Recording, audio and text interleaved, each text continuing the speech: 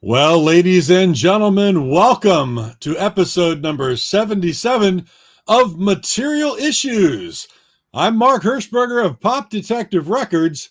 I'm over here on the East Coast, and usually my co-host is from the West Coast, but not tonight. He's in New York City. He's the president of the International Pop Overthrow Festival. He's my good friend, David Bash. How are you tonight? Doing well, Mark. How are you? I'm fantastic. A beautiful fall day here in South Jersey. And I know you're only about an hour and a half north of me. So it's almost like we're hanging out together. Almost. One day we will. One day. I'm sure we will. We'll do the show we'll do it from your house. And we'll do it. Yeah. Both of us on separate. Yeah, the technology just brings everybody together. It's insane. It sure does. And we appreciate that. We've had people from all over the world on this show, and it's just amazing what can be done nowadays. And look at you. I mean, I've done the show live from Disney World Epcot. You're usually on the West Coast. Now you're in New York City. The Cavern. Done it from the Cavern. That was absolutely cool in Liverpool. That was pretty surreal, I have to say. So it's just really neat, and we appreciate everybody that tunes in and follows us here. And of course we get our comments in. Andy's checking in. Hey, Andy all the way from the UK. Nice to see you, Andy. So it's going to be a great night. What you got going on, David? I know you're in New York City for a reason. Yes, I'm here all for a reason, as Benny Mardona said. Or the Alessi brothers wrote that, I believe. The Alessi brothers, yeah. Long Island. Hey, Brian. There you go.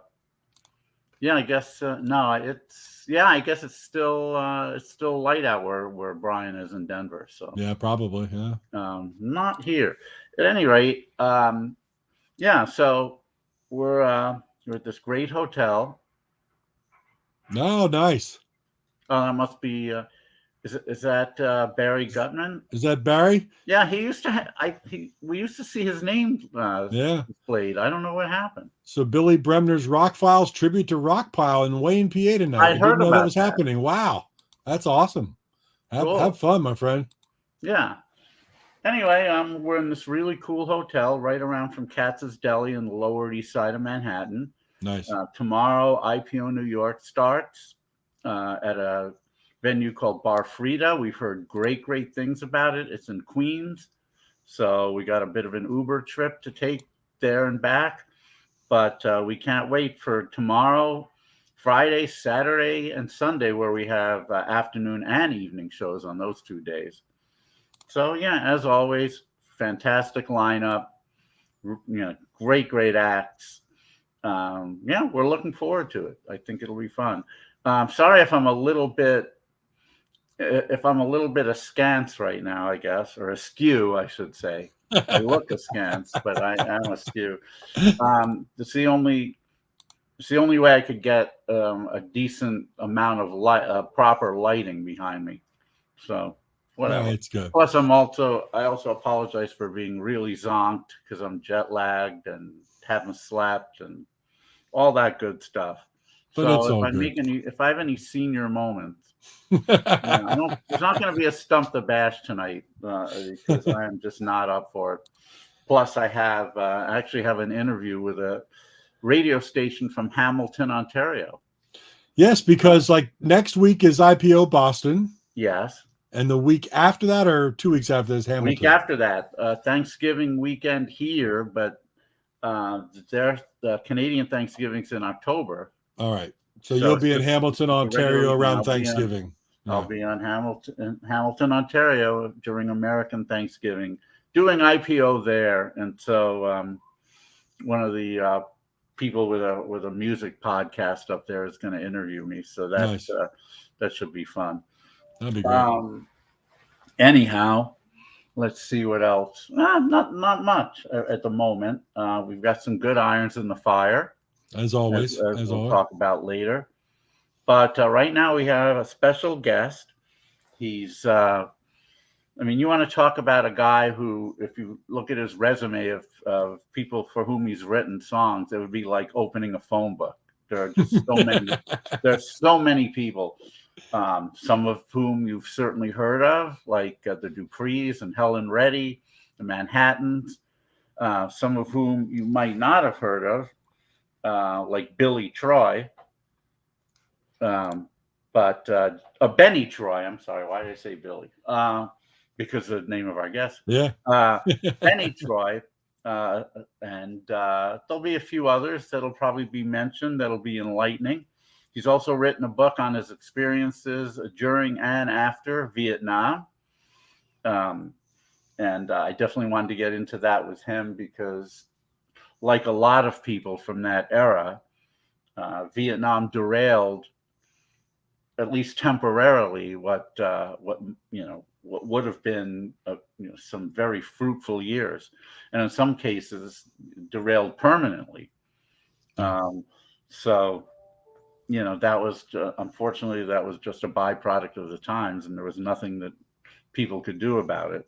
Mm-hmm. But he turned that really grim experience into a positive by writing this book. So we'll talk about that as well. Anyway, good friend of Mark's. Very good. I'm just getting to know him, and we're really looking forward to it. Would you please give a huge episode 77 Material Issues welcome to Mr. Billy Terrell? And there he is. Hi, guys. Hi, Billy. Billy, very good to see you. you? How are you feeling, my friend? How are you doing tonight? I'm feeling fine, and I was so happy to hear about Hamilton, Ontario, because in 1989, I toured as a comic. I toured Ontario, and I played the Royal Connaught Hotel in Hamilton. I know I'm not staying there. No. You're not staying there. I don't know if it still exists. It was an incredible experience because I didn't think I was going to connect with the audience, but when I went on stage, I heard about this. So I went on stage and I said, "Ladies and gentlemen, I'm from the States. I'm not a big star in comedy, but today at the mall, I got here early, and all of a sudden, about 4 o'clock, all these children came out of nowhere and formed a circle around me. Who is Mr. Dress Up?" And Mr. Dress Up was oh my God. I forget the guy's name in New York, Mr. Rogers. Mr. Dress Up looked just like me. And so hard. For That's 1 funny. minute, they were falling at it. And I opened with that the whole week that I was there, and I never bombed. It was amazing. Now we got people checking in. Well, Billy, as David, while you mentioned, hi. As David had said, we've known each other for quite a long time, and it was a pleasure when I met you probably for the first time, I don't know how many years ago, 15, 16 years ago, Andriotti's Vini's Cafe. And, I think about 10 or, I think about 11 or 10 or 11. Yeah. And just talking music business with you and getting your insights when I was doing a lot more with Pop Detective Records was invaluable. And I thank you for that, my friend. And I thank you for joining us tonight on Material Issues and talking about your long and storied career in, out, and around the music business. So really, I'd like you to take us back to the beginning and where you grew up and your time in Asbury Park, and tell us how you got into music, period.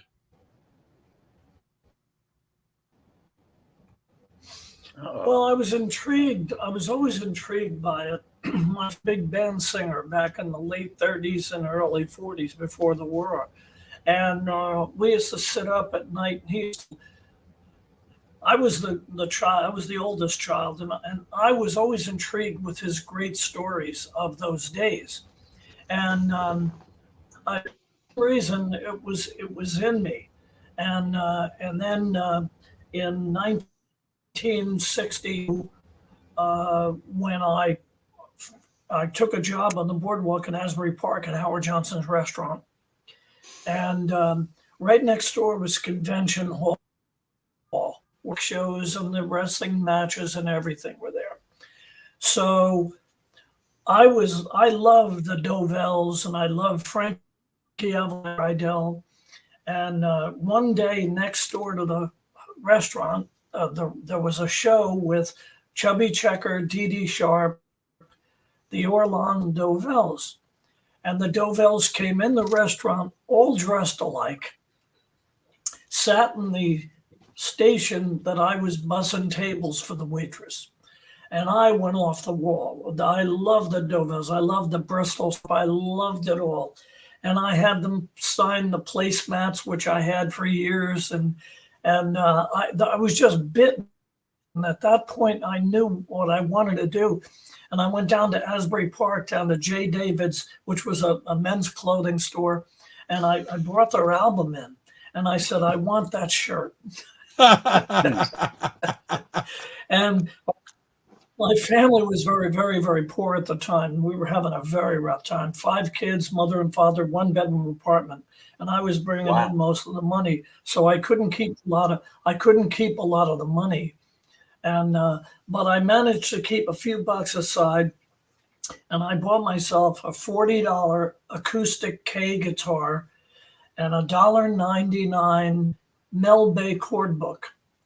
And every hour I wasn't working or sleeping a few hours, I taught myself how to play that guitar. And the beginning was Asbury Park was the Rat Pack days in 1962, 63. I used to go out on the strip. There was a hotel and nightclub in every corner. And I was emceeing, doing a few jokes, playing a song for $7.50 a night. Wow. And my dishwashing and my busboy job paid me $15 a week. So, and you said this music business so stuff. I figured pretty good. Well, one day when the owners rudely told me that I couldn't eat lunch off the menu, they gave me 2 options, and they insulted me by saying that busboy dishwashers can only have this to eat, and you can't sit by the customers. You have to sit in the back of the kitchen, and it was dark, no light, a dirty plywood piece of plywood on 2 milk boxes, a cola box to sit on. I remember vividly saying to myself, I don't know what I'm going to do, but whatever it takes, I'm going to put myself in a position where nobody can ever tell me that I'm not worthy of eating off the menu after giving them an honest hard work. And a light went off, and I dedicated myself to music. And that was the spark. Wow. Were you, Billy, and were in you 1963, I was. Oh, I didn't mean to interrupt. I think we have a little bit of a lag. We have a little bit of a lag here, so I didn't realize you were still talking. I'll go slow. No, he doesn't. Well, That's yeah, okay. Today I'm pretty jet lagged. So, were you a big fan of the music that was happening a few miles north of you in northern New Jersey, the street corner doo-wop, Frankie Valli, his kind of stuff, Dion and the Belmonts? Well, Valli and Dion, yes, but for the most part, quite frankly, I liked it, but I was in the late 50s going into the 60s. I was really more into Frankie Avalon, Bobby Rydell, Paul Anka, Ricky Nelson. I was more into that. And then as I got into 61, 62, I loved Anthony Newley. I loved, Andy Williams. I loved the standard stuff too, even though it wasn't very hip at the time, but I wasn't very hip at the time. So I just went with it. But I had my own thing. Yeah, which is interesting I because love Frankie Valli, yeah, because as you said, it might not have been hip at the time, and therefore it's like some of the artists you're talking about weren't really I mean, weren't really like the hip artists of the time, and you kind of went into your own direction and said, "This is what I like. This is what's turning me on," and that's where you went with that. Yeah. Yeah. No. Yeah, well, that's what it was. And the truth of the matter is, it really wasn't rock and roll. I mean, when you think of rock and roll, you think of Buddy, you think of Richie Valens, you think of Chuck Berry and Little Richard and everything, which I liked. But what I was drawn to really was not rock and roll.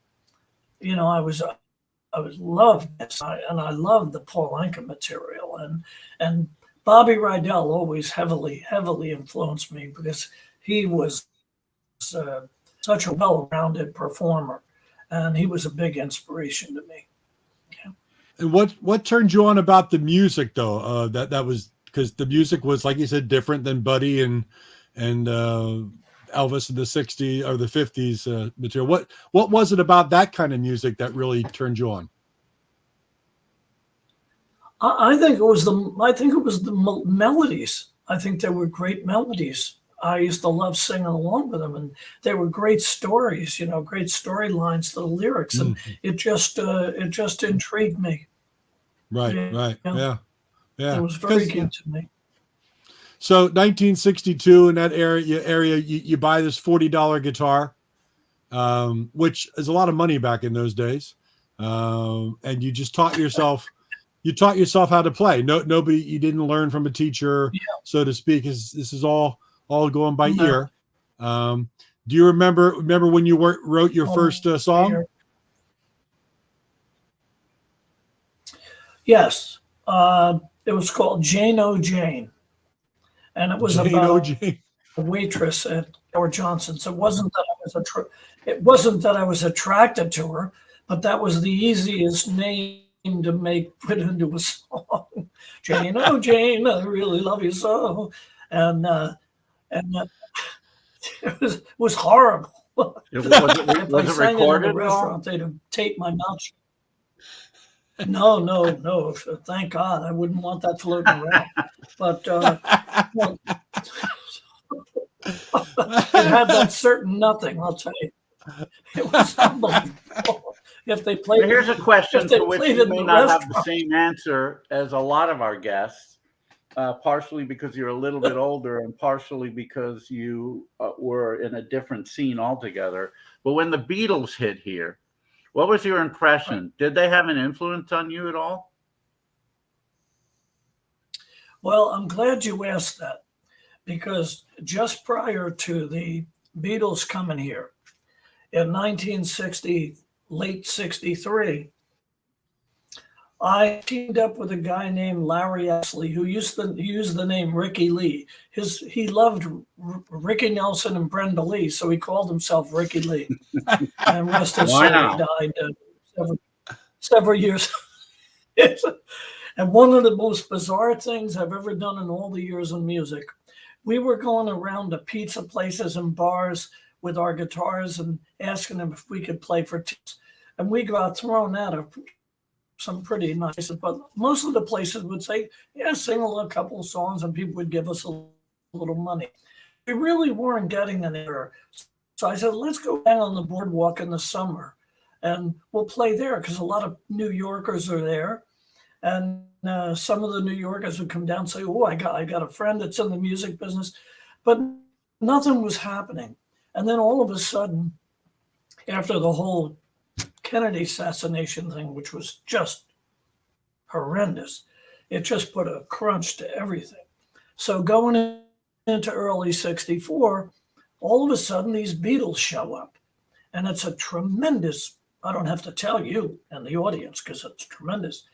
So I came up with a brainstorm, which was the most ridiculous thing. And if you read the book, you'll see it's hilarious. I said to Larry, Larry, you know what? Let's let our hair grow a little bit and let's call ourselves the Jersey Beatles. So we did.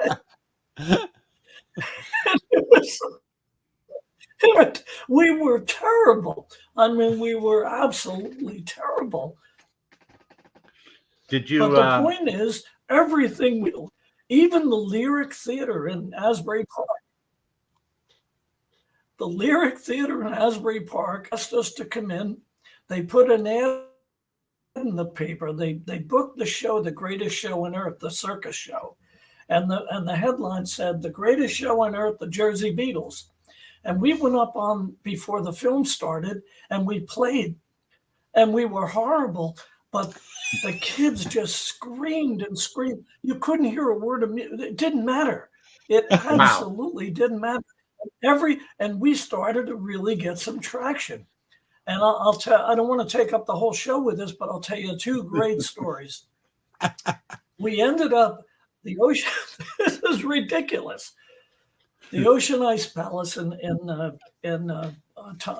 Bricktown, New Jersey. There was a DJ on WNGR in Newark, Danny Stiles, called himself the Catman. And he used to have a show at the Ice Palace. Everybody that had the #1 record in New York that week was the headliner, and he would bring in locals. So he wanted us. And we worked with the Dixie Cups the night Chapel of Love was #1. We worked with Soupy Sales with the Mouse. We worked with the Platters. The problem is, when we went up, the kids would scream and the girls would come up and grab us and pull our jackets and pull us down. And they never heard the music. It's a good thing because we could have charged them to leave. What were you? I mean, what kind of music were you playing? Beatles style music? Well, what we did is we played "She Loves You." We played "All My Love, All My Lovin'." Once in a while, I saw her standing there, and we'd play two of our original songs, and that would clear the room. So we got the Ice Palace. The Ice Palace calls us up. And they said, look, there's a big traveling show. We have the rock show on Tuesday. We'd like you guys to come in on a Wednesday. And we've got a folk music show for adults. And we figure if we put you on, you'll keep the kids entertained. And I said, okay, but when do you want us to go on? They said, well, you warm up the show. I said, well, I want to do it, but I'll tell you one thing. You see what happens here on Tuesday. I mean, it's bedlam. They said, look, we're spending a lot of money, traveling show. You want the job or don't take it, but I warned you. So anyway, the Cuckoo Birds, the Jersey Cuckoo Birds, we go up. We're playing. The kids went so crazy that they had to call the police. And the police took us and locked us in the green room where the hockey players change, and they put a policeman out in front. So the show starts, and this young, very young black comedian, dressed nice with a tie, very clean cut comedian. He goes out and he opens the show, and he bails after about 8 minutes. He went over like screen doors on a submarine. So now the Hootenannies play. That's a real creative band. They were in hot water before they showed up. They showed up with that name. You know, they were going to take their thumb. They went down in flames. Now, Beverly Wright, the headliner comes on. She was very lovely and very good, but she bagged it. So they were traveling in a bus. So they start taking the stuff out and putting it in the bus. And the police officer opens the door and says, okay, you Jersey jerk-offs, come on. Excuse my language, but that's what he said. All right.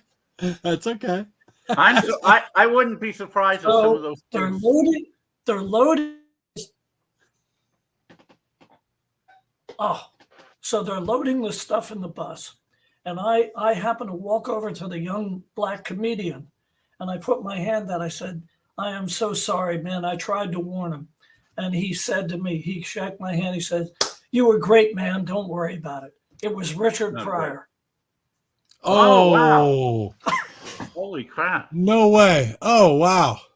Holy cow. Man, that was quite the story and quite the punchline. I'll bet that some of those kids thought you were the Beatles.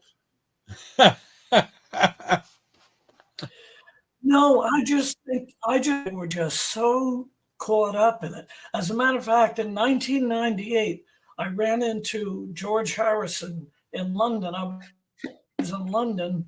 I was having a meeting at the bar with some people that I licensed music to, but that I never met in person. I'm walking out of the lounge, and in walks George Harrison and Jim Keltner, the rock drummer, and we start talking. And my music is much more well known in Europe than it is here. And George heard my name from the charts and everything.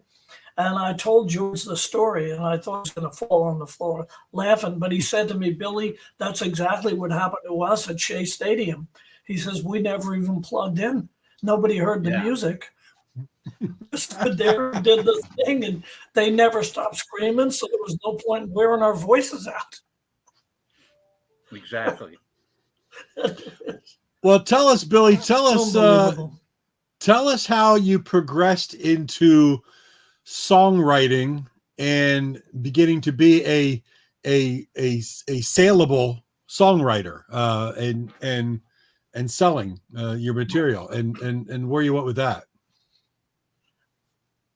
Right. Well, initially it started. I moved over to the Empress Motel, which was the creme de creme in the Rat Pack days. All the gamblers and the gangsters, and I was a busboy, and I used to get up with the band and sing on Saturday night. They'd love to get me up to tell a couple of jokes because I was bringing the oysters to the wedding. They had a lot of weddings, so the people on the wedding nights, they would order the oysters, and they'd open the door. And she didn't realize there's a mirror there, and she's gotten a very slow oysters in. So I used to do jokes like that, and I was so intrigued with Bobby Rydell and Bye Bye Birdie that once a week I do. At Convention Hall, there was a rock and roll show. Clay Cole, who was the Dick Clark of New York, he had a dance show. He was the host. There was Gene Pitney, Clyde McFadder, Paul and Paula, and a guy named Brad Connolly who was living with Clay at the Bryant Hotel in New York. So I did my song and did my jokes, and a waitress says, "Billy, that table would like to talk to you." And I recognized Clay and Gene.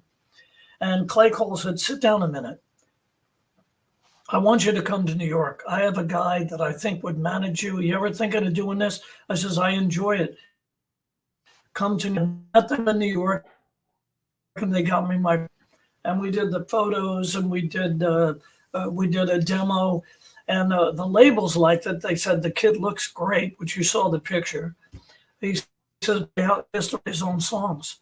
So I didn't make out with that manager, so I started beating the streets. This was 1963, and in 1965, I was signed by Kama Sutra for $50 a week as a writer-artist. Wow. And I started writing with good people.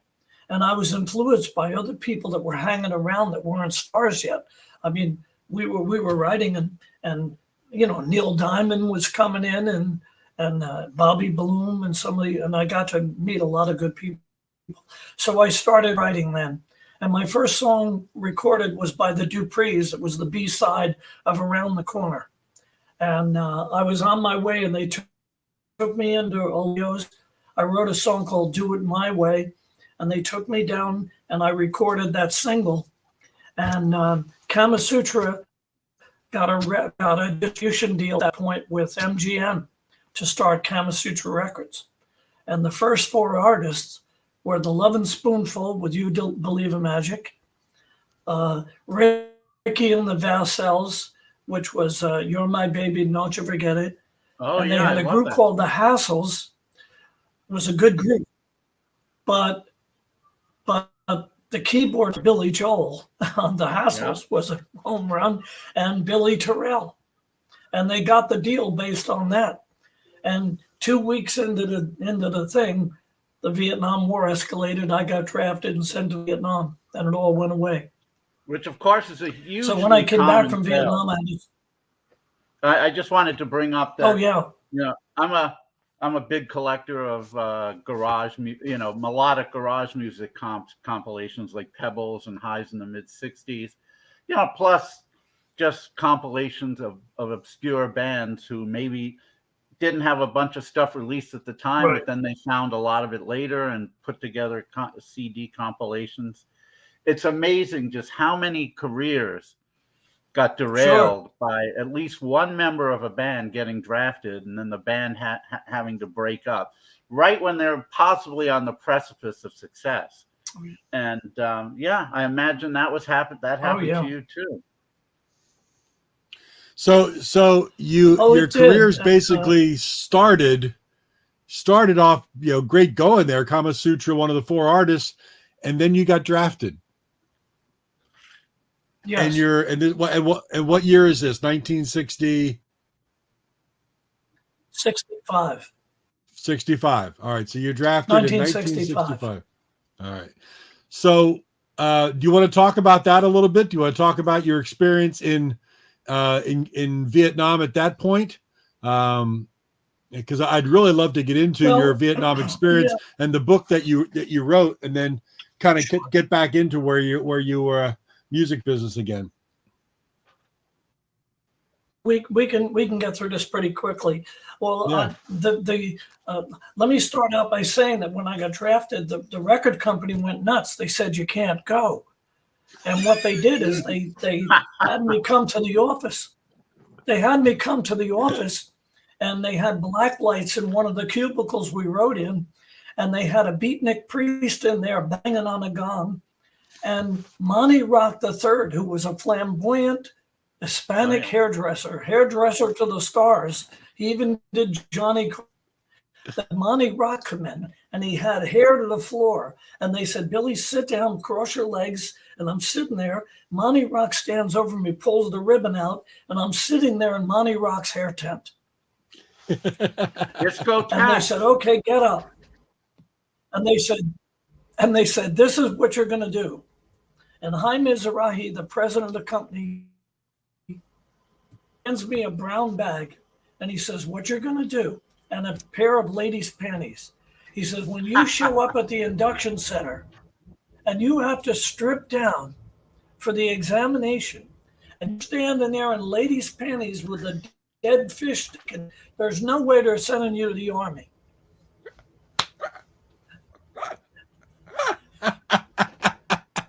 And I said, fellas, I turned the light on. So anyway, there's a longer story that I wanted to tell all that time. So I did, and I went to 8 weeks at Fort Dix. Then I went to Fort Lee, and then from there to Fort Riley. And I trained with the 1st Infantry Division in Fort Riley, Kansas for about 3 months. We were a supply company, but we had to be very well trained because they were always supply guys. So from there, in May of 1966, my battalion joined. We went to Oakland, and we got on the USS Walker and went to Vietnam on a ship, on a troop ship. And we got there in early June 66. And the most intriguing part about the war for me was that we ultimately wound up in Tui, where we had a permanent base camp up there. And the Viet Cong and North Vietnamese regulars attacked an orphanage in Tui An, about 45 clicks north, where there were several orphans, displaced civilians, and nuns.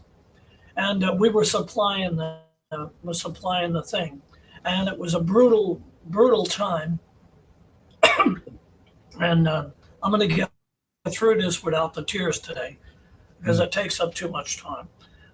But we were credited, under all of that madness, we were still able to evacuate 110 orphans. That's wonderful. And Catholic nuns and displaced civilians.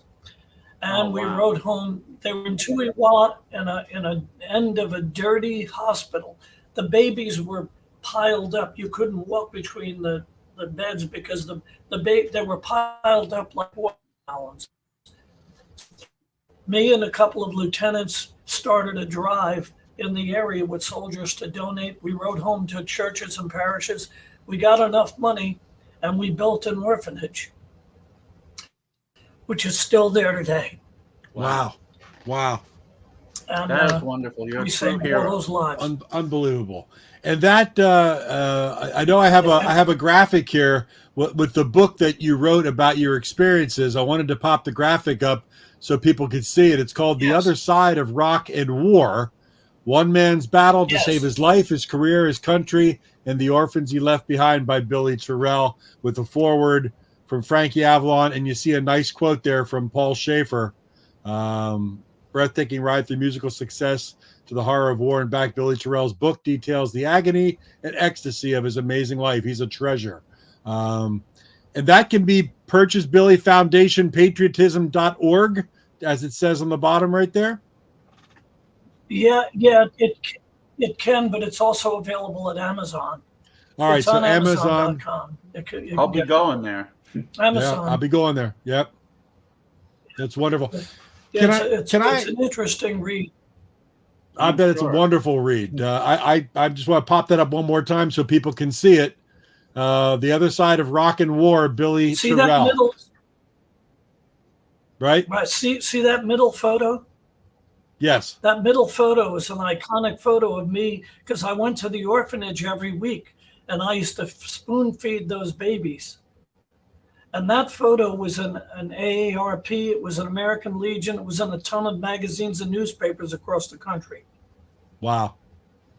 Awesome book. Billy, why The Other Side of Rock and War? Well, because initially I wanted to just do The Other Side of Rock, The Other Side of War, because I wanted to do this simply because the media back during the Vietnam War, and I often said this, and I ran into Walter Cronkite up on the east side in a restaurant one evening with his wife, and I didn't want to get belligerent, but I said, Mr. Cronkite, I'm a Vietnam veteran, and I just want to tell you that if the media had spent 1 minute a week on the humanitarian deeds of U.S. personnel in Vietnam, we wouldn't have been demonized as much as we were when we got home. Because not only Billy Terrell, but there were units all over Vietnam that helped displaced civilians, orphans,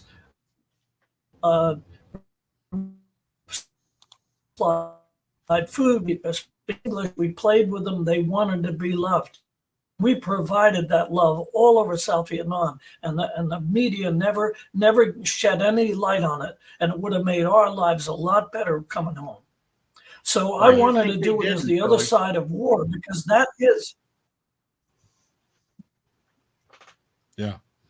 What was your question, David? What'd you say? Why do you think they didn't cover that? I mean, as somebody coming from the perspective of several years later, you would think they would want to paint a really strong picture of American heroes. To them, we weren't heroes. They were so against that conflict, and I refuse to get political and opinionated, because once I get opinionated, I lose all credit. But and I don't want to do that. But higher education indoctrinated that generation by not telling the truth, by not telling both sides of the story, by not understanding, had they told the truth about the entrance to that war, it would work differently. And it's too long to go on in this interview, but had they done that, had they told the truth about it and about how it came to be, they would see that it was horrible. But they would see that in my opinion, if we had done any more or any less, it would have been a lot worse. And I say that based on the fact that Jennifer told President Kennedy when he first was elected. Whatever you do, do not get in a ground war in Indochina. You're not going anywhere with that. They're too embedded in there. And I found that out the hard way. So I think if they had told the real story, if they had shined a light on the fact that this was a miserable situation, but if we had ignored it, the South would have fallen within 8-9 months. And the Soviet Union in that point was supporting Vietnam as well as the Chinese. And along the southern rim, they might have put missile bases, which would have caused another Cuban type missile crisis. Right. Yeah. God forbid. I made the point also that if we hadn't gone in the South, had we attacked the North, had we gone into the North, where everyone was supposedly the enemy, we had the upper hand within 6-8 months. However, I believe the Chinese would have joined the fund and soldiers with the same result. So anyway. Here's a question for you, Billy. Yeah. Okay. I got a question for you, and this is just kind of an abstract thing, but sure. When we see so many films, movies that had to do with Vietnam War, whether there's always a soundtrack to it, and yes. the soundtrack is always the music of that mid to late '60s and whatnot. Oh, yeah. How big and how important was music to you guys over there? It was pretty important. It was very important. Unfortunately, our unit wasn't anywhere near we could pick up Radio Saigon, but Radio Saigon played if you saw the movie Good Morning Vietnam, a lot of the guys, and I only got it when I was hospitalized in Trang in 8th Field for quite a while. That I heard that coming to the speakers, but out in the field, out where we were, we didn't get any of it. But we did have transistors, and we did have the little cassette things, and I had a little record player hooked up to a generator. Although the guys hated what I played, because I played Jack Jones and Petula Clark, and they were screaming at me, "Turn that garbage off!" And I would always say, "Hey, listen. Charlie hasn't tripped a wire in a week. They don't like this music either, so count your blessings." Good strategy. So you and Petula Clark pretty much saved my butt. That's a place where the music is good. Those soldiers were going crazy. All they wanted to hear was the Kinks. They wanted to hear, "We got to get out of this place," and I'm singing "Wives and lovers be lovers too," and they're throwing stuff at me. It was horrible. Oh, that's good stuff. Did you have a guitar access over there? Were you playing guitar at all? Were there people with guitars? Yeah, I did bring a guitar with me, but I was able to get down into the village of Tuiwa, and I bartered with surplus clothes and boots and stuff for a few other guitars, which I brought home down in the village. And I taught 2 lieutenants to play guitars. And whenever we had a chance, we would bars in the mess tent and everything. I was an enlisted guy. I reached the rank of E4, and you weren't really supposed to associate with the officers, but the officers related to me better than a lot of the other guys because of the music and because I had a lot of interesting stuff to say. Yeah. So I enjoyed the guitar over there. When you skipping a little bit ahead, when you came back, it was obviously culture shock for you musically, because how long had you been gone, and what were you hearing when you came back? A lot of album rock, I assume. Well, that's interesting, because while I was there, I heard nothing. So I was there a year, and I came back in the first week in June in 1967. Oh, yeah. And naively, I was only 22 years old, so naively, I didn't have to be a civilian at first. I walked around in my uniform, and I went after about a week and a half home. I went back to New York in my uniform, and went into Kama Sutra, and I couldn't get to see anybody. We were so. I felt more like I was let out of prison early than coming back from serving the country.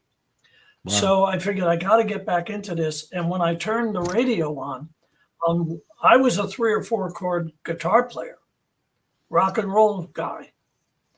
On one side, I'm hearing the Doors, I'm hearing Hendrix, I'm hearing Jefferson Airplane.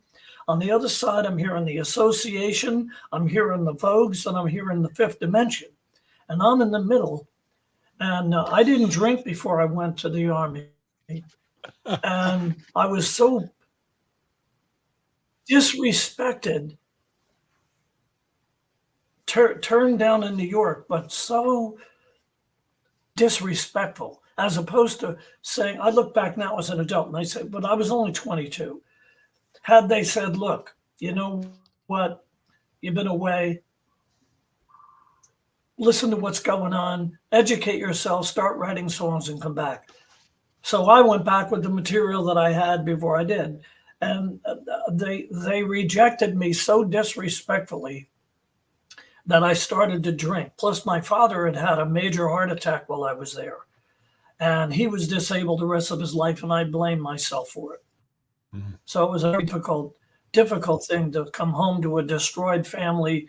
You know, the oldest son is in Nam, and back then, today, these guys are talking like we are from the field. They Zoom home. But back then, the letters, if you got a letter every 3 or 4 got home every 3 or 4 months. So the parents were sitting there. And the problem with that war was it was the first television war. I often said that if TV was on during World War II and the media was putting all that horror up every night at the dinner table, the protest would have been 1,000 times more. The whole country would have been out in the street saying, stop it. No, so I'm sure that's true. Yeah. I'm sorry if I get a little off the track, but that's all right. But yeah, no. We want to hear it. Believe me, this is important. Yeah. So what I did is I was drinking so bad. I mean, it was just terrible. Plus, I didn't realize I had post-traumatic stress, which they didn't acknowledge until many years later. So if I heard a loud noise, I was down I'd be walking down on the street, and if it backfired, my goodness, I was flat on the side. I was ducking into alleys and reaching for everywhere to defend myself. So it was a horrible, horrible time. So what had happened is I totally destroyed my brother's wedding in 1968. It was horrible. I was drinking so bad. I wore clothes that didn't fit me. People were intimidating me, so I wanted to intimidate them back. As a matter of fact, in the Brill building, I was always going in the Brill building with shoes that heels were like this, and I was falling down, and I was always getting in the elevator, and there was a guy in 1967 that got in the elevator with a suit and a red tie, and he was always a nervous kind of guy, and the elevator operator was an Italian guy that knew I was a non-vet, so he used to buy me coffee because I used to go on a one-way ticket and then wait till I got a song advance and go. So, and Nick, the elevator operator, one day said, that guy's gonna kill you. He hates you. I get in the elevator and I'm looking at he looks at me, says, oh, here he comes, the rock and roller. One day he said, like, he got dressed as the Salvation Army. So I never saw him again. So about 6 months later, I'm watching Johnny, and this guy comes on, and he's absolutely fantastic. I called my friend Ray. I said, Ray, the guy in the elevator with the red tie, he's unbelievable. It was Rodney Dangerfield. Oh, wow. He hated me. He hated. Oh, here he comes, the rock and roller. That's unbelievable. Oh, I love it. It was hilarious. So anyway, what I did, I your question?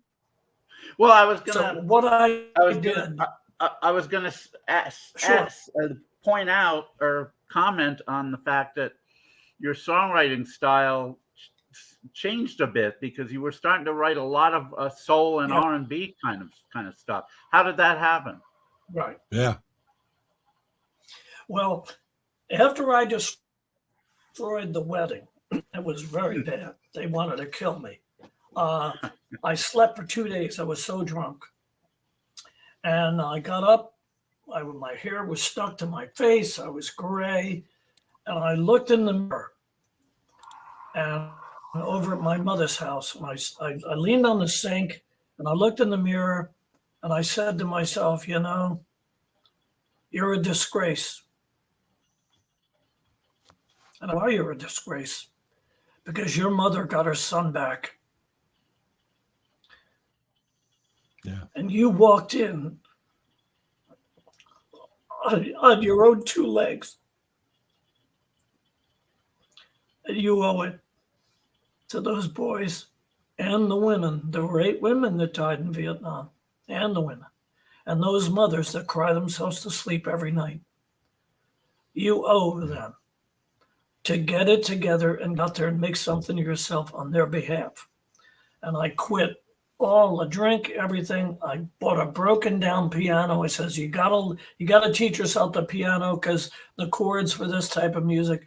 And I teamed up with Ray DeRouge, rest his soul, who was a good soul writer.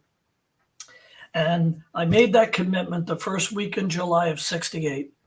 And every waking hour, I learned to play that piano, and I studied Gamble and Huff. I love Gamble and Huff, Expressway to Your Heart, and the Jerry Butler music. And I had a record player, and I played those records and pounded it out, and that was in July. And in November of 1968, so it's August, September, October, November. In November, I was at the Hit Factory listening to my first top 5 R&B record being recorded by Debbie Taylor. From there, I started getting a string of R&B hits and went from there. Wow. Wow. That was the beginning. A very inspiring story that you had that epiphany. And I went to New York and I knew of this producer, George Kerr, because I liked the Lynn Jones records, and he was doing the OJs before they went to Gamble and Huff. And I ran into George in an elevator at 1697, the Ed Sullivan building. And I was a kid with them. And I said, George, my friend and I know my friend and I have the music that you would like. And God bless George. And he admitted in an interview later that he said, when this kid, I looked at him, I said to myself, there's no way this guy's going to have anything for me. But he was such a charming little chap. I invited him to our office, and I went up and we played on the piano. And he started recording our songs, and we started getting hits. So now, that was the beginning of it. And then I know Frankie Avalon played a big part in your career. Can you give us a little idea of what he's meant to you, and of course the song that really took it over the top for you? Okay. Well, what happened? So I was very inspired by Frankie Avalon in the 50s, and especially in 1959. I loved Venus. In my autograph book, I only graduated grammar school. I went to 1 year of high school. And then I like to do the joke that from there I went to discotheque. But anyway. Nice.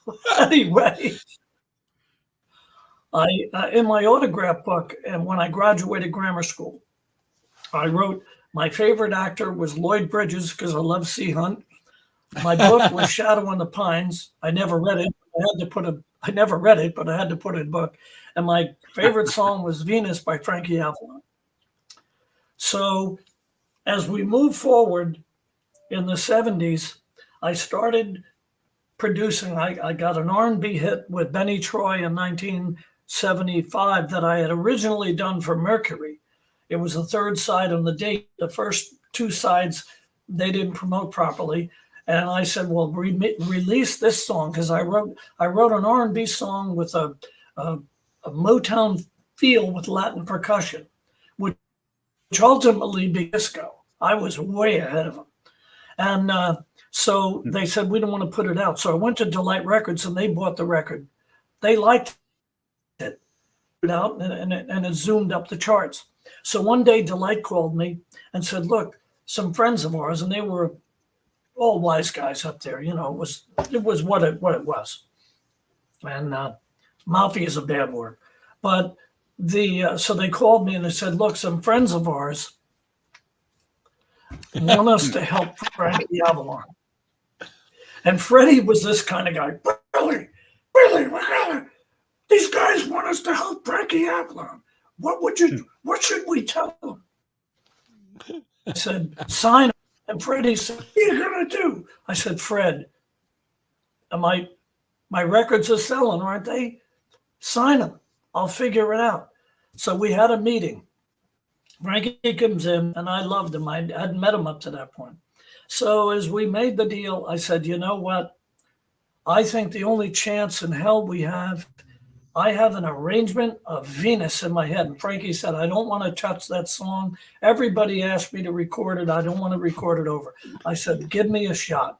And on Bandstand, he went on Bandstand and talked to Dick Clark and said, "The kids sit there," and he gave me the whole arrangement playing on his legs.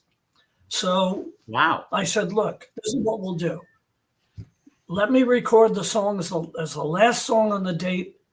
1 or 2 takes. If it doesn't work, I'll throw it out." Number one.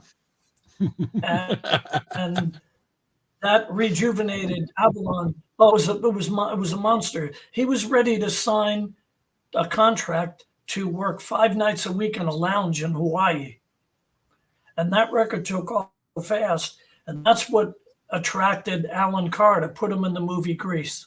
And from there, wow. now he's $30 million. And we're close. We've done many projects through the years. But it was a great, and it was a great relationship. We never really socialized. He's on the coast, I'm here. And we were different heads, but we have a very, very close bond. And he'll go out of his way now to say, "I love Billy Terrell," because Billy Terrell, he made the record that really, really helped me from falling into obscurity. Wow. I love that story. I love that story. I have to ask you because our time is starting to run down a little bit. I have to ask you about another thing that you were involved with. Friends of mine from the Lancaster area played in a band called the Sharks. And you and I have discussed this before. And they put out, when the Eagles were having that season, they put out this single, which is extremely rare. Right. Where they did the cover "Fly with the Eagles," which is a remake of the Steve Miller Band "Fly Like an Eagle." And right there it says produced by Billy Terrell, performed by the Sharks. How did you get involved with these guys? Somebody recommended that I see them. And I went out to Lancaster at, I forget the name of that club. The club was a famous rock club, right? It's the Village. The Village. I forget what the name. The Village, yes, the Village. The Village. And I went out to see him, and I loved him. And I had the studio in Delight Records built a studio in Huntington Park in Philadelphia. And I had the run of it, because I was producing the Rhythm Makers, and I consulted with Kool and the Gang. I did Benny Troy and some other records, did part of the Venus record there. And I said, God, I really want to do something with you guys. So I brought them in, and we did we did quite a few tracks. And during that process, an attorney friend of mine called me and said, who was friendly with WMMR, and said, "Look, we think if we took that Steve Miller song and did it "Fly with the Eagles." So I said, "Well, I have the perfect band." So I had the band play it, and we and I remember we went on AM Philadelphia, in the morning, and they played on TV and all of this stuff. Remember when I was there, it was green room, and remember Ben Crass, the guy from the clothes store, the real flamboyant guy. I remember. Ben was there with the Sharks, and I had a suit on. So Ben was getting coffee, and I walked over to Ben and I said, "Ben, how do I look?" And he said, "Man, you were robbed." which what he always said in the commercial. He looked at my suit and he said, "Man, you were robbed." But anyway, interestingly, with the Sharks, and I cut some great stuff. So it didn't necessarily work out. I was having problems placing them, but they ultimately went on. They were the ones that won the first MTV Basement Tapes. They were Basement Tapes, first winners. Wow. And the Basement Tapes, and it was such a scam. It was almost like American Idol. Losing American Idol, they signed their lives away. And so part of it was that they would get a record deal with A&M. And they got a nonsense deal and nothing happened to it. But they went their way and I went my way. And but I love working with the Sharks. And not long ago, I did talk to Doug. I tracked him down. Did you talk to Doug? Yeah. Drummer. I know. But I know that we talked about it. Yeah. I had him playing. I know we talked about it because I had them play. I know all those guys. Go ahead. I just didn't want to interrupt you there, but obviously Sam Luger, the singer, died a number of years ago. But I'm still very good friends with all those guys. But you were talking about CBGBs. Go ahead, Billy. Yeah. No, I had them at CBGBs. I had them at the 80s up there back then, and the tragedy was the attorneys I was working with. New York, they were the Me-Dem Convention, which was every year back then. It was a big festival where you pitched music. And there was a German company, a guy named Hawker, I forget his first name, starting out. And they wanted the Sharks. They loved the Sharks. The attorneys never called me for approval. They were trying to hit the guy up for quite a bit of money, and he couldn't afford it. So they had to pass on the deal. But a friend of mine, Eddie O'Loughlin, called me when he got back. He had a record company. He had Next Plateau Records, Eddie. Eddie called me up and said, "Billy, how'd you ever make out with that group, the Sharks? That guy in Germany was chasing your lawyer all over. He was begging the guy to get the group." I says, "I didn't know anything about it." So I called the attorneys. I said, "What happened with this?" I said, "What right did you have to turn that down without talking?" And I lost the group. Just another horror story in the business, Well, what are you doing? You might know. Go ahead. No, the other band that I had fun with that I did place, and so was The Other Side from Phoenix, from up in Shenandoah. Great group. I did a great album with them. Mixed it with Barry Mraz, who did Styx, and that record did pretty well. But I really wasn't a rock and roll producer, and I was an R&B guy, and So Billy, as far as what I'm doing today, my wife is from Lancaster, so she was brought up there. So "Fly with the Eagles" is resonating with her. Oh yeah. Well, she's not an Eagles fan. My stand-up comedy years, Lancaster was one of my most popular. I had the biggest following in Lancaster and Reading. I worked the Italian Villa out on the Strip. Yeah. And I worked the Uptown Comedy Club downtown, and many times I had a following there. Yeah. Well, Billy, Crazy. Billy, what is life? What is life for you now? What are you up to these days? About a fifth. I'm kidding. No, I'm kidding. Thankfully not. Well, what I'm doing. No. This is coffee. Well, I have a one. My goodness, I have a really good one-man show. I have a good one-man show that I've been doing. I did Bridgebury. I'm trying to get cranked up again after COVID. I'm trying to get my book going because I was on a roll there just before COVID. COVID now. And then in that, I'm working on a play. I'm working on a play called Senior Moments, which is quite interesting. Some pretty good people interested in doing that, from a couple of guys, composers out in Pennsylvania. One guy's 100, the other guy's 88, and the music is sensational. And I said, you know what you have here? You have a show called Senior Moments. So I'm developing that. And that's great. Other Bring it than out that, to California. I want to see it. I'm pushing the catalog. Yeah. Pardon? Bring it out yeah. to California. I want no. to see it. I have a top agency that's been booking around the country for years, and they're calling the subscription theaters, dinner theaters, and just based on the concept alone, we're getting a wonderful reaction. So, Wow. So that's all good. And I'm working my catalog. My Christmas music does good every year, and I'm trying to stay healthy. That's a biggie. You look I'll be really 78 good. in 2 weeks. You know. God bless you, my friend. Thank you. God bless you. Yeah, thanks. Well, I just want to Thank remind everybody Thanks.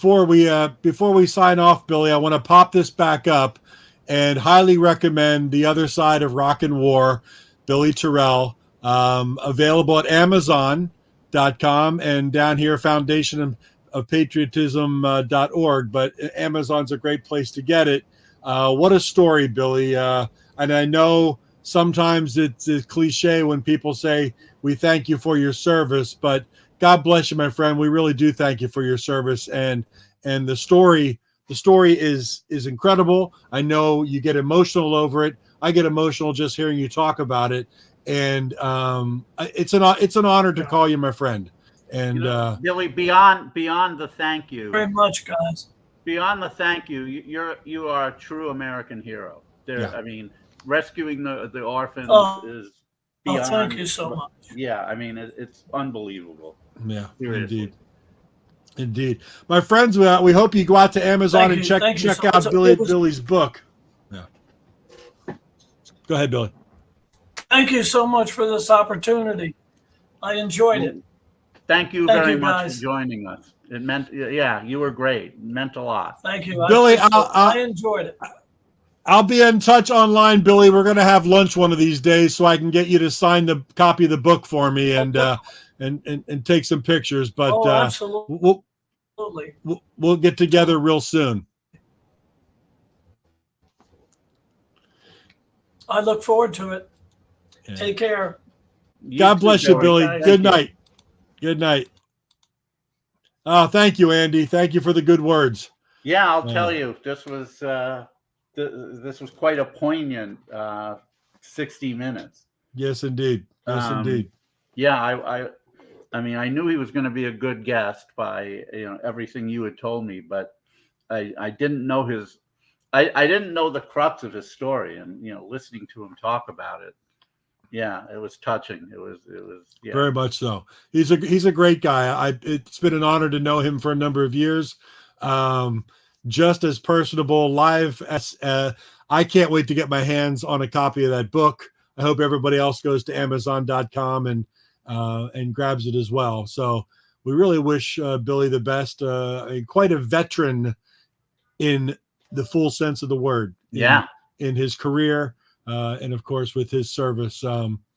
Wonderful man, wonderful individual. I'm glad we had him on tonight. I really appreciate you getting him on, and I mean, it's been great having so many, veterans, as it were, of the 60s and 70s music scenes, listening to their perspectives. It's really taught me a lot beyond everything I've read about this kind of stuff.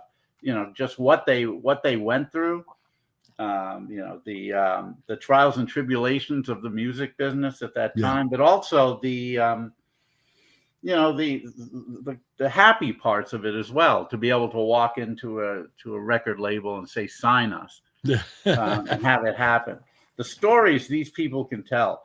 I wonder the people who are the kids, the older folks who are big now on the charts, are they going to be able to tell any kind of meaningful stories 20 years from now? I don't know. I mean, I'm not really qualified to answer that because I don't know this music or the culture within it that well, but I just get the sense that America's just not like that anymore. Or the UK for that matter. Yeah. Just a society. It's just I think, not like each generation has their own thing, but I think we're now moving towards the end of, or have already passed it, what many people call the great generations of performers and entertainers. And the fact that someone like Billy can tell a story and say that was Richard Pryor next to me, or that was Rodney Dangerfield next to me, and they have all the the meetups with these kind of things. I don't know that that kind of stuff to you and I, we go, oh, holy cow. I don't know that exists anymore. Well, here's what the people of today would have to say things. And he tweeted me, and that person who tweeted me was, he retweeted my quote. It was Justin Bieber, and I say, yeah, he tweeted a million other people that same thing. But you didn't run into Richard Pryor or Rodney Dangerfield in an elevator. Well, because back then you kind of had to. I mean, everything was socialize. Everything was socializing. Everything was in person. Don't now, and I mean, there's obviously benefits and detriments, but one of the detriments is you're not going to be able to tell those kind of stories. Yeah, I know. You're not going to have that in your life. And that's what's great about Material Issues. We get to have guys like Billy on here, and this is going to be archived over in YouTube and here on Facebook, materialissues.com. We thank everybody for subscribing or joining the channels, the audio only, materialissues.podbean.com. This is the wonderful thing about Material Issues and hanging out here with you, David, and hearing these stories. Yeah. And everyone who's listening, thank you, Andy. Everyone who's listening, buy the book. If anybody deserves to have their book purchased, if anyone deserves to have something given back to them for what they've done for humanity, it's Billy Terrell. I'm going to be going right to Amazon, believe me. The Other Side of Rock and War, Billy Terrell. There it is, in case you need to look at it again. But Amazon.com, that's where it's available. So pick it up, my friends. Wonderful, wonderful show tonight, David. It really, really was. So what do we got going on? Yeah. We got some cool stuff coming up, and one really cool potential coming up for the end of the month. Next week, we are probably going to do something slightly different. For the first half of the show, we're going to have a guest, and then the next half of the show, it'll be Stump the Bash.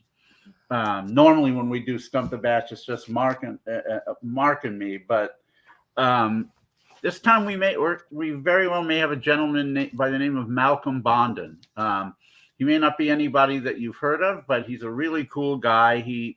I'm on this Facebook group called Trivial Minds, and often Malcolm will come in with questions relating to songs or artists that charted in the 60s or 70s or maybe 80s. And these questions, if you think the Stump the Bash questions are tough, wait till you see these. It'll usually be like 5 clues, and we're all looking at these things like, oh my God, I don't know. And then invariably he'll end up having to give more hints because we can't get them. Can't get it out of the first 5. And the answer, and these aren't obscure people. Thank you, Tim. Thank you, Tim. Yeah, these aren't obscure answers. These are pretty well-known people, but he asks the questions in a way where it just doesn't come to mind very quickly. And you're going through this morass of stuff in your head, and you can't come up with it until maybe the 8th or 9th clue, and then like, oh yeah, I guess. He really does know the charts well. He's also been a radio programmer and DJ on a Detroit station. I will have more information about that. But for like the first half hour, we'll speak with him about his musical background and what he likes and how he got into asking these questions and programming. And then we'll do a Stump the Bash after that. On the 23rd, we have another music business veteran, another songwriter who wrote for all kinds of different people in the 60s, Bergen White. Yeah. If any of you remember the label Hit Records, now what was Hit Records? It was essentially a copycat label that would have these studio people do their versions of current hit songs, and these records would show up in Woolworths or in stores like that for about a third of the price of the charting 45. So and the the names of the groups are always some sort of play on the name of the real group. So, for example, there'd be a version of "She's Not There" by the Mummies. And Bergen, two things about Bergen. One, he played and sang on a lot of those, but also the B-sides would often be original tunes. This was the 60s, so they would be in that style, that were co-written by Bergen, often Bobby Russell, who wrote "The Night the Lights Went Out in Georgia." Georgia, yeah. So there's a whole story behind the Hit Records thing, but Bergen is mostly known for his wonderful soft pop album from 1970 called "For Women Only" on the SSS label. It's pretty obscure now, but our friend Steve Stanley helped engineer a reissue of it on CD about 15 years ago, and it's also on Spotify. So I recommend that people check out Bergen White "For Women Only." Just a beautiful soft pop album. Will remind you a lot of like maybe what David Gates was doing with Bread, but even cooler. Yeah. Oh, there you go. Yeah, I mean, there were a few artists that got on the hit parade, so to speak. So we'll talk with Bergen about that kind of stuff. He's Nashville through and through, but a real Southern gentleman. I had the pleasure of having lunch with him I think it was in 2003, or dinner with him, and he just regaled my friend and I with stories. And nice. I'm looking forward to that. Great. Yeah. Then following week, I'm hoping we're going to have a guest that all of you are familiar with. He's got a new album coming out in December, but he's certainly a big fave of mine and probably some of yours as well. He's in my Power Pop Hall of Fame. He's just great. I won't say who it is because we don't have him yet. I'll just tell you this. Yes, indeed it is. I'll just tell you this. His first and last name have the same initial. So right. If you want to try and guess, we're not going to. If you blurt it out, we're not going to tell you if you're right. We're not going to tell you, but you have to. You should subscribe here to Material Issues on Facebook and or YouTube, and that's when we will usually announce on Monday who's coming up on Wednesday. So that could be very big at the end of the month. Keeping my fingers crossed on this one. Yeah. So anyway, I've got to prepare for the interview I'm doing with the Hamilton, Ontario radio station, which will air a week from today, I think. Mm-hmm. Very good. Which will be good timing for the following week's IPO in Hamilton. Right. So yeah, this was a great episode. Definitely going to go down as awesome. One I'll never forget. Yeah. And thanks again to Billy for joining us and for sharing his life with us. And stay well, Mark. Obviously, I'll be speaking with you over the next few days. Yes, indeed. Have a great rest of your night. Everybody who's listening, have a great rest of your day, night, tomorrow.